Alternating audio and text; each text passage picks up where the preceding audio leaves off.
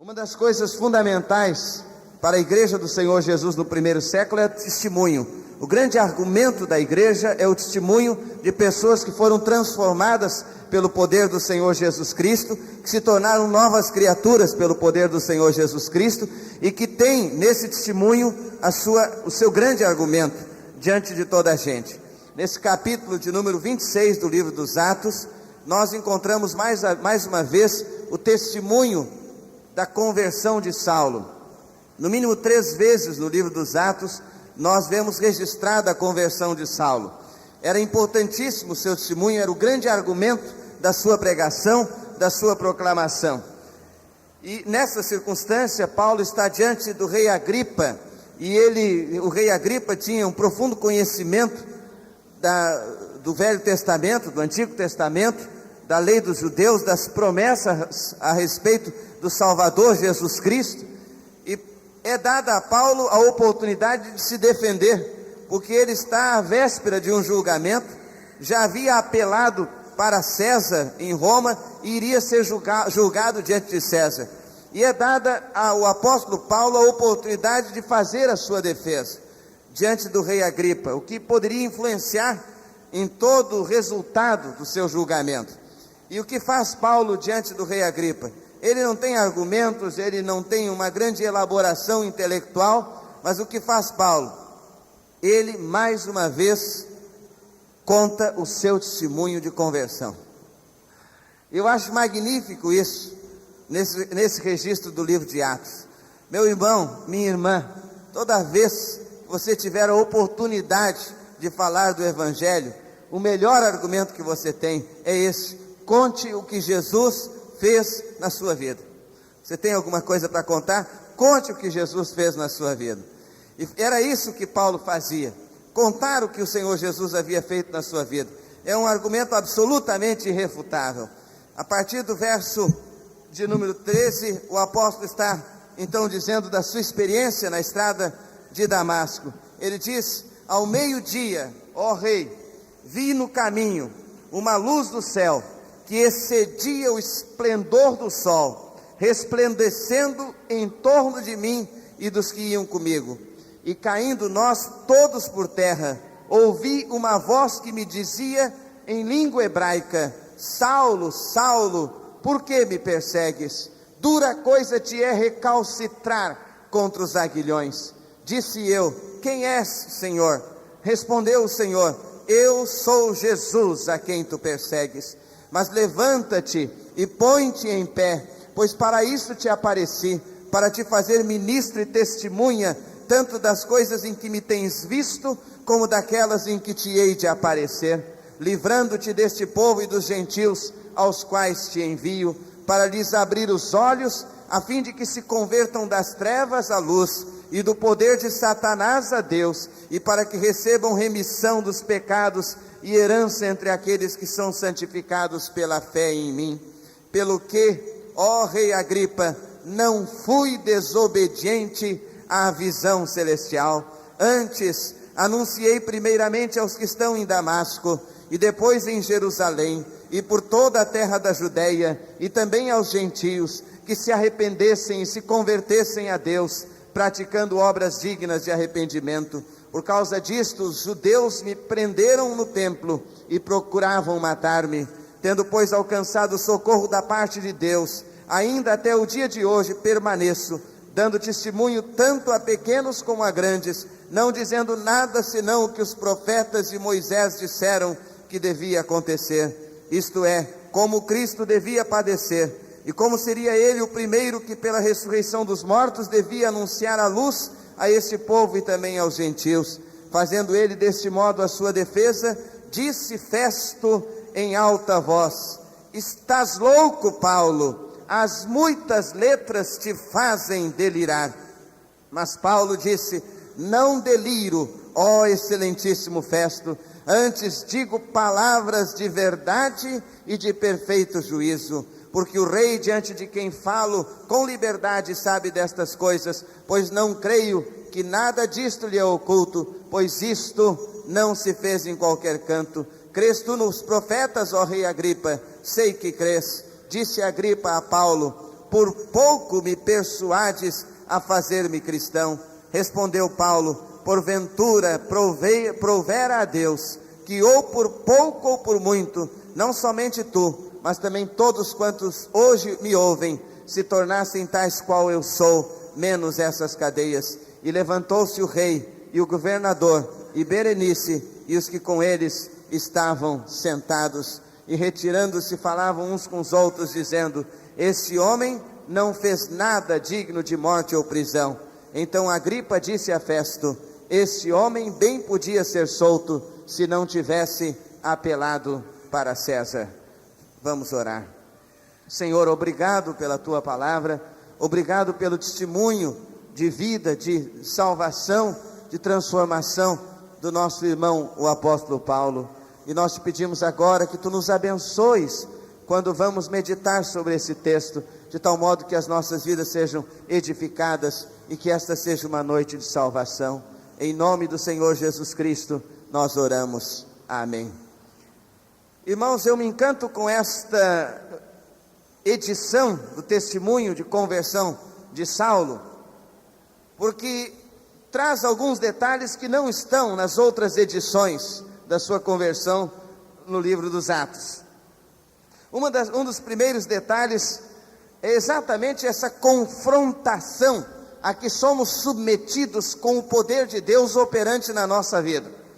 O verso de número 14 diz que as palavras do Senhor a Saulo foram: Saulo, Saulo, por que me persegues? Dura coisa te é recalcitrar contra os aguilhões.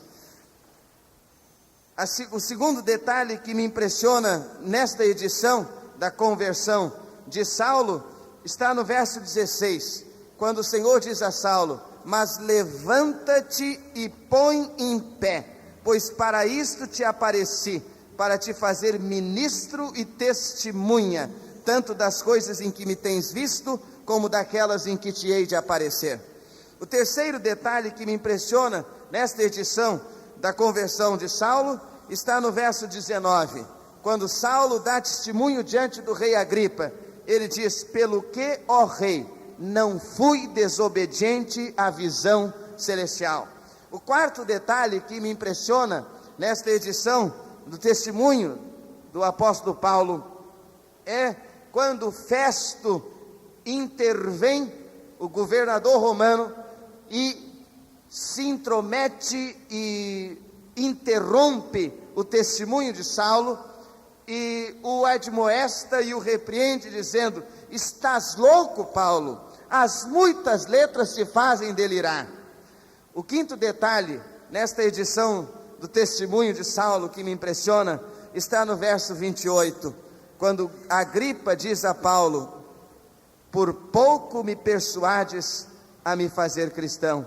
E Paulo responde: provera a Deus, que por pouco ou por muito, não somente tu, mas também todos quantos hoje me ouvem, se tornassem tais qual eu sou. Eu queria tratar desses 5 detalhes nesta edição magnífica, singular, do testemunho do apóstolo Paulo a respeito da sua conversão. O primeiro detalhe: Deus está atuando na nossa vida, Deus está atuando na sua vida.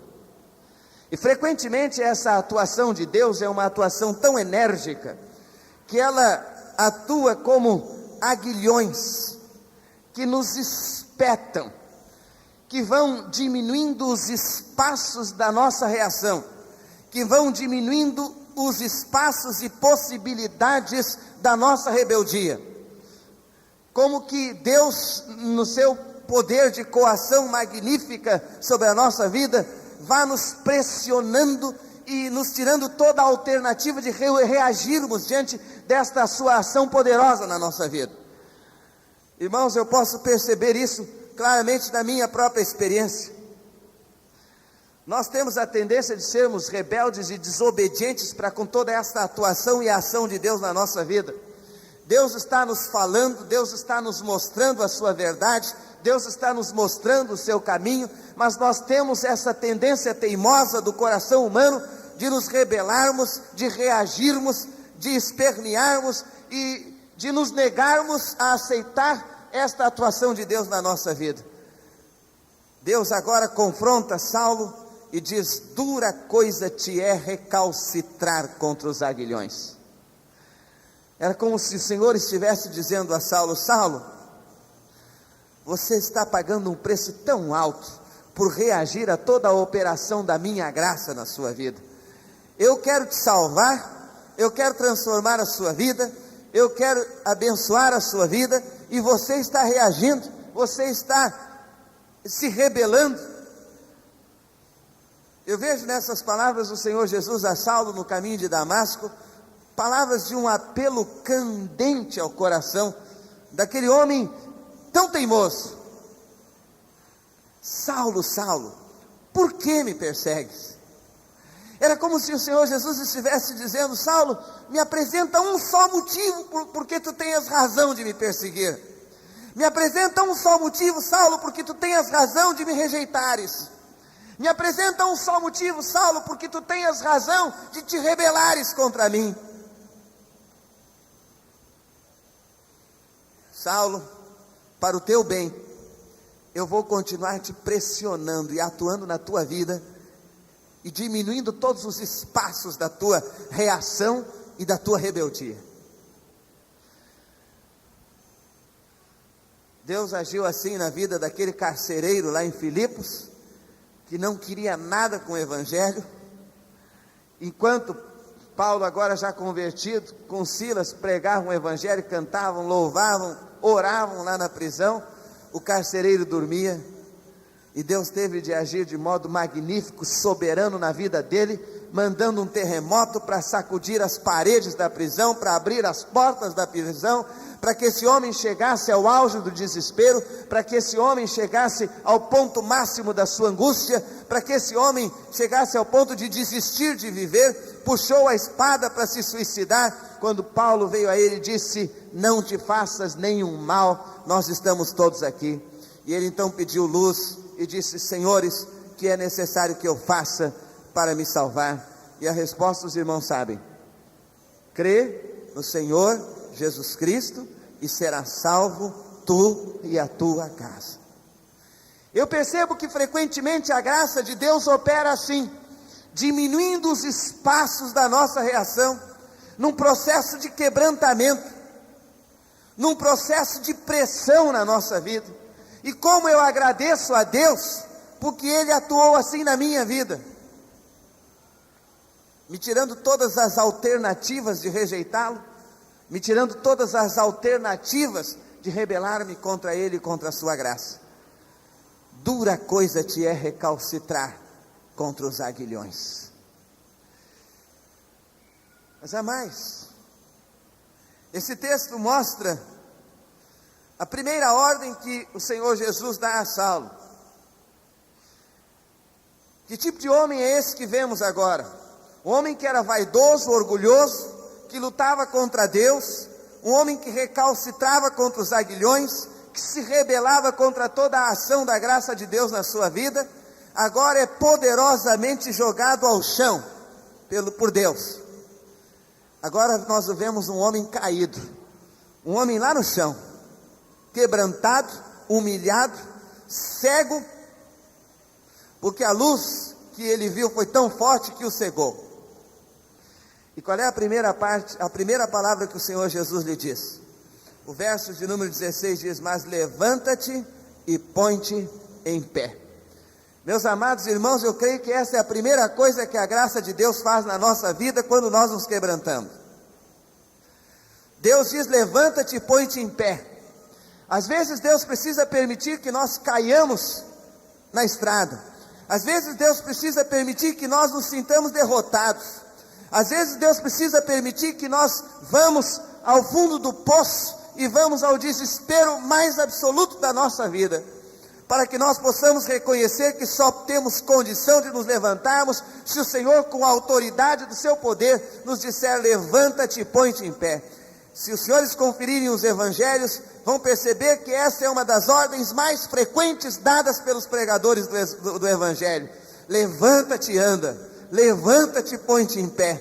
Esta é a grande ordem do evangelho: levanta-te, para um novo caminho, levanta-te para uma nova vida, levanta-te, põe-te em pé agora não mais na tua força, mas põe-te em pé no poder de Jesus Cristo, põe-te em pé no novo poder que habita a tua vida e o teu coração, levanta-te, põe-te em pé.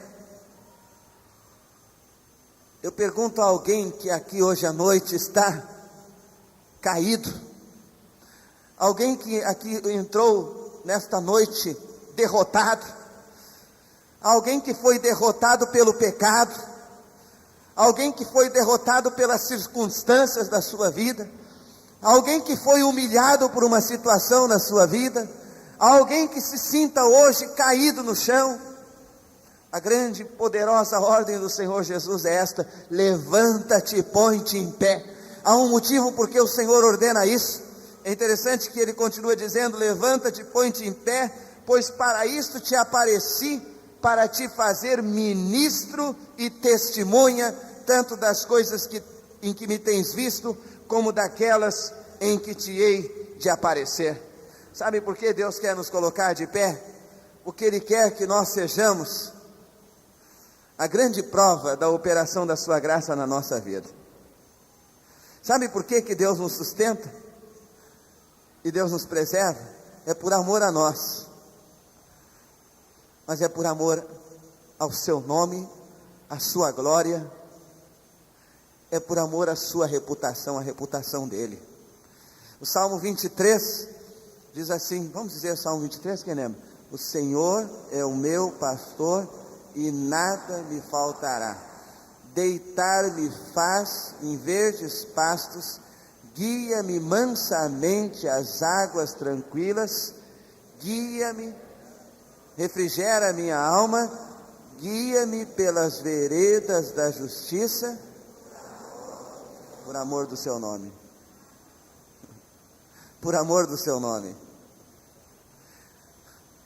Sabe, quando Deus nos levanta e nos preserva de pé, andando com dignidade, com vidas transformadas, vitoriosos sobre o pecado, quando Deus nos levanta e nos faz andarmos de pé, não é para a nossa glória, mas é para a glória dele, é por amor ao nome dele, é por causa da reputação dele, é para que as pessoas saibam que nós andamos com dignidade, porque Deus é fiel, porque Deus é poderoso, porque Ele nos sustenta de pé, e nós só podemos ser sustentados de pé pelo nosso Deus Todo-Poderoso, pela sua graça operante na nossa vida. Essa é a ordem do Senhor: levanta-te e põe-te em pé, pois eu te escolhi para seres ministro e testemunha. Ministro e testemunha. Terceiro aspecto dessa operação da graça de Deus na nossa vida é a resposta que nós vamos dar a essas ordens do Senhor e da sua graça. O verso de número 19 é o testemunho de Paulo quanto à maneira como ele respondeu à atuação do Senhor na sua vida. Ele diz: pelo que, ó rei Agripa, o que diz aí na sua Bíblia? Não fui desobediente à visão celestial. Deus tem nos dado uma visão. Ele abriu os nossos olhos. Vejam só o que diz o verso 18, qual é a função do Evangelho, qual é o resultado do Evangelho: para lhes abrir os olhos, a fim de que se convertam das trevas à luz. É isso que o Evangelho faz.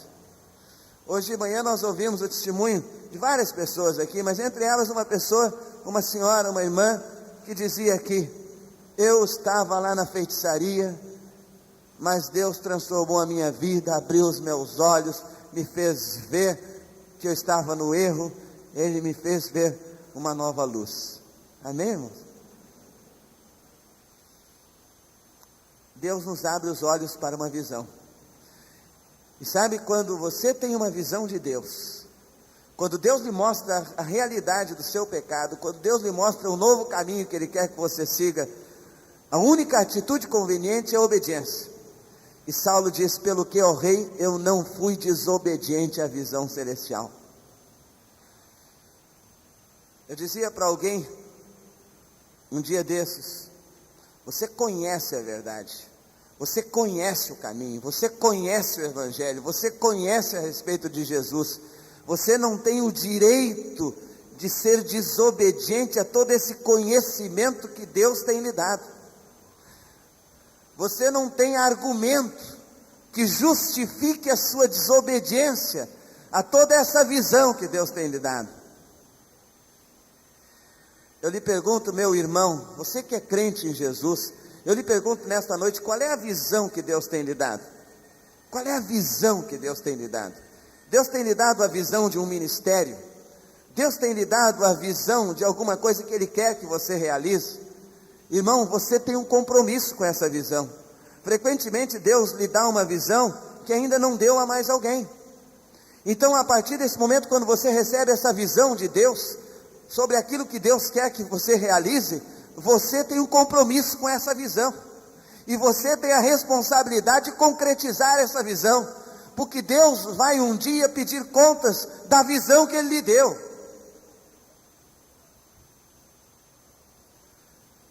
Saulo não foi desobediente à visão celestial, mas ele cumpriu cabalmente o seu ministério. Ele saiu pregando o Evangelho por tudo que era canto. Ele foi até os confins da terra falando a respeito de Jesus, porque ele se sentia mordomo da visão que Deus tinha lhe dado, e ele decidiu que não seria de modo algum desobediente à visão celestial. É isso que me impressiona no seu depoimento, no seu testemunho. Ele reconhecia que era uma visão celestial, era uma visão de Deus. Quarto aspecto desta ação de Deus na nossa vida, está no verso 24, fazendo ele deste modo a sua defesa, disse Festo em alta voz, aqui o governador Festo intervém: estás louco, Paulo, as muitas letras te fazem delirar. Isto trata do fato de que frequentemente, quando nós nos convertemos a Cristo, assumimos um compromisso com Jesus e passamos a explicar as realidades da nossa vida a partir do testemunho daquilo que a graça de Deus realizou na nossa vida, frequentemente acontece que nós somos tidos por loucos. Uma das coisas que caracterizam a experiência cristã é que o mundo não admite a nossa experiência. O mundo, na sua compreensão puramente humana, não admite que nós tenhamos resolvido fazer opção por Cristo, pelo Evangelho e pela vida cristã. Frequentemente nós somos tidos por loucos, mas a palavra de Deus diz que a loucura de Deus é mais sábia do que a sabedoria dos homens, não é verdade? Andar nos princípios do Evangelho, assumir os valores do Evangelho e da palavra de Deus, é frequentemente, na visão do mundo, loucura. Mas eu lhe pergunto, moça, eu lhe pergunto ao senhor e à senhora, você já fez opção sobre que valores vão orientar a sua vida? Quais são os valores pelos quais você vai orientar a sua vida? Quais são os valores que vão referenciar a sua vida? Eu fiz opção pela fé, viver pela fé. Eu fiz opção por amar a Jesus. Eu fiz opção por crer na esperança eterna da salvação e do céu. Eu fiz opção por seguir a Jesus. Eu fiz opção por testemunhar de Jesus. Eu fiz opção pela honestidade do Evangelho. Eu fiz opção pela palavra de Deus. O mundo vai dizer que isso é loucura, mas esta é a opção que eu tenho feito. Eu louvo a Deus porque gente tão culta e tão sábia como o apóstolo Paulo fez a mesma opção que nós fizemos. Magnífico. Nessa altura, Agripa, um homem que conhecia o Antigo Testamento, argumenta: por pouco me persuades a que me torne cristão. E Paulo então contra-argumenta: quem dera prouver a Deus que por pouco ou por muito, tu te tornasses qual eu sou, por pouco ou por muito. Eu quero terminar com essa reflexão.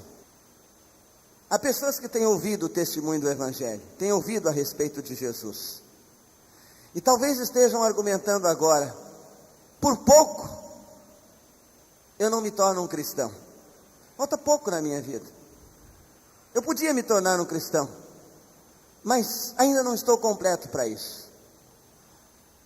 A resposta da palavra de Deus é essa: por pouco ou por muito, torna-te um cristão, torna-te um seguidor de Jesus, assume um compromisso com Ele, entrega a tua vida a Ele, abre os teus olhos para a visão que Deus tem te dado, não recalcitres contra os aguilhões de Deus, se obediente à visão celestial, levanta-te para seres testemunha de Jesus, ainda que o mundo te tenha por louco, ainda que o mundo te critique, levanta-te e torna-te um servo e um seguidor de Jesus, por pouco ou por muito, não importa, entrega a tua vida a Ele.